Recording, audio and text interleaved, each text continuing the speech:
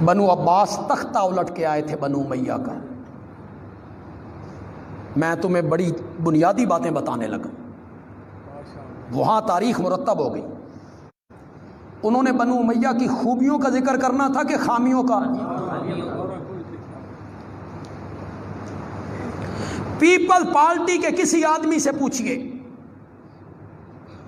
ذوالفقار علی بھٹو صاحب کی سیرت, تاریخ, حیات, زندگی, اس پر کتابیں لکھی گئی.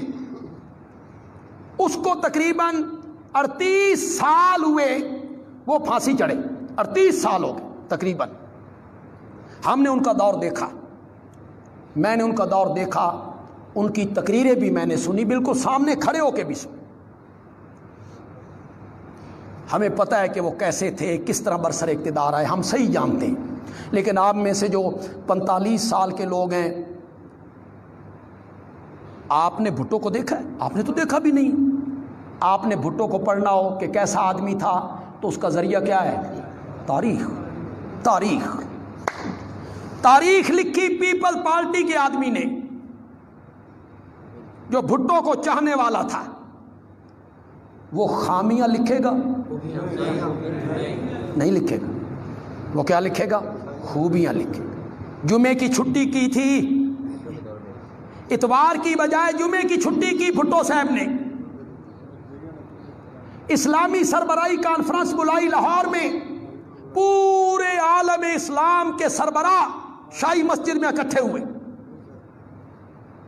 90,000 قیدیوں کو ہندوستان کی قید سے چھڑا کے لایا.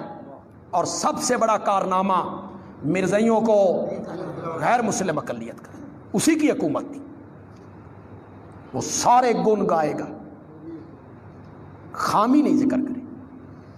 اور اگر تاریخ لکھی بھٹو صاحب کے ذہناً مخالف نے تو وہ خوبیاں لکھے گا؟ نہیں لکھے. اس کو سرسری کر کے بھاگ جائے گا. خامیاں لکھے گا, خامیاں. ڈاکٹر نذیر کو شہید کروایا, خواجہ رفیق کو شہید کروایا, عبدالصمد اچکزئی کو شہید کروایا, احمد رضا قصوری کے والد کو شہید کروایا. مخالفین کو قتل کروا دیا کرتے تھے. بنگلہ دیش کے بنانے میں ان کا بڑا ہاتھ تھا.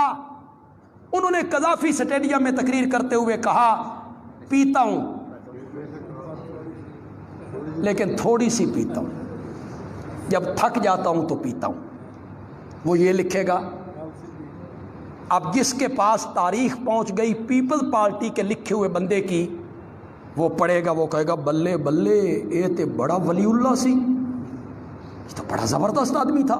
اور اگر کسی کے پاس تاریخ پہنچ گئی جو پیپل پارٹی کا مخالف تھا, اس کی پہنچ گئی, وہ کہے گا او ہو یہ تو بڑا ظالم آدمی تھا. یہ ہے تاریخ جناب. اب آپ کو سمجھ آئی کہ نہیں آئی؟